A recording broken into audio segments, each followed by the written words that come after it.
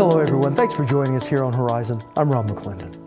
Well, it's becoming painfully obvious just how closely the health and well-being of Oklahomans is tied to our state's economy.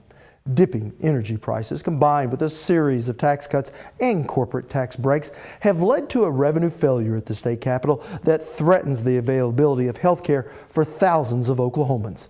Many of these are our state's most vulnerable, from parents with small children on Medicaid to those in the twilight of life in our nursing homes. But then there are those who just live outside the city lights. In the past few months, 2 of Oklahoma's rural hospitals have shut their doors while many others are financially vulnerable. We begin today in far western Oklahoma, where the health of one rural hospital is inextricably tied to the health of the oil patch.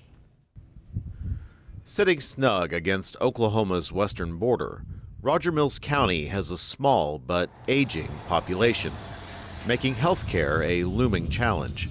You're looking at a 2.5-hour drive to go to Oklahoma City to any major Integris or Mercy or any major hospital. That leaves the community heavily reliant on their local hospital. Roger Mills Memorial Hospital is a 15-bed critical access hospital. We serve Roger Mills County.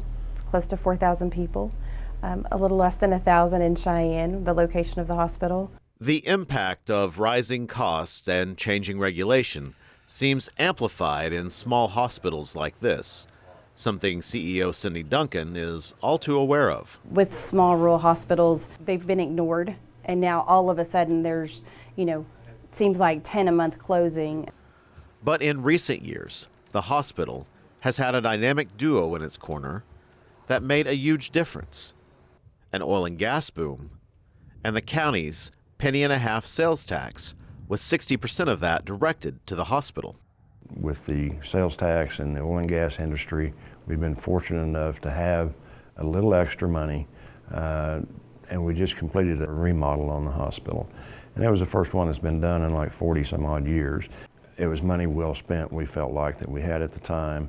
And you've got eventually have to upgrade and take care of your property, or you get so far behind you never can catch up. We're fortunate in the sense that oil and gas has given us the ability to have some time to try to figure out what do we do to be successful without the oil and gas, because it will go away as we're seeing. So those really successful years have given us an opportunity to see the success for this facility in the future. One way this hospital is bracing for that future is with a major upgrade in the radiology department. Being a small hospital, small rural hospital, there are certain limitations to what we can do. But we felt like a CAT scan was something that could be utilized by the people here and help with the pre-screening, especially process. It's as good as anybody's in the state of Oklahoma. It's a 64 slice. It's as good as you can get. And there's no need for other scans once you've been scanned here. We can do QCTs, which is bone densities. Philip Thomas is the head of radiology for Roger Mills Memorial. We had some cases that we actually found some cancers during our heart scans that we provided. The hospital began seeking out these common maladies by offering a special on chest scans, making preventative care no more wallet pinching than dinner and a movie. We set the screenings up. They were around $50 each. Anyone can get them. We didn't have a lot of participation in the beginning. We had a few people, identified some issues. Those people ended up seeing a specialist, having to have procedures, and then there was an influx of people. Standing room only in the hallways. When our program had kind of taken wings, we were doing between 12 and 15 people a day. No small number for a town this size.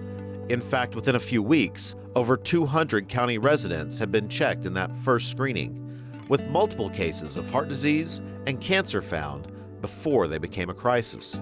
I told my husband that we needed to go do that. Charlene Wilson works as a clerk at Cheyenne's only drugstore. And they did the scan. And the next day they called me and told me that I needed to be in Dr. John Eubanks' office that morning. And I said, I don't have an appointment. And they said, yes, you do. They had found a tumor on the outside of my lung. I wasn't sick.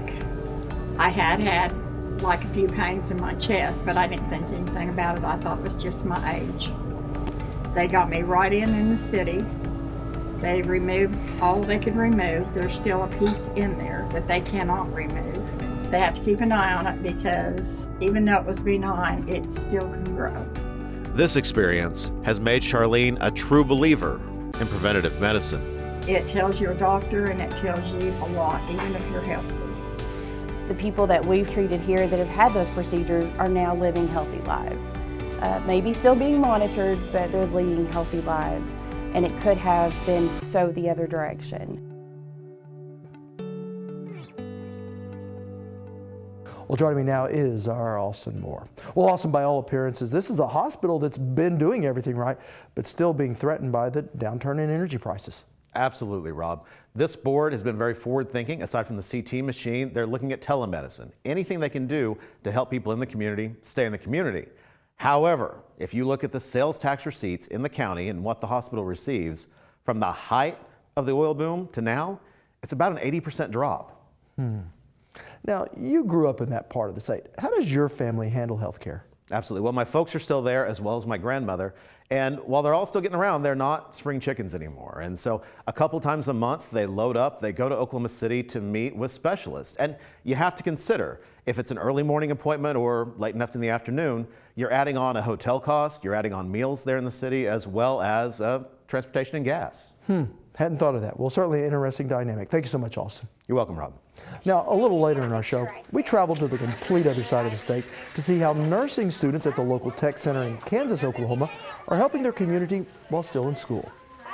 But when we return, we look at a new push from the Oklahoma Hospital Association to bolster Insure Oklahoma.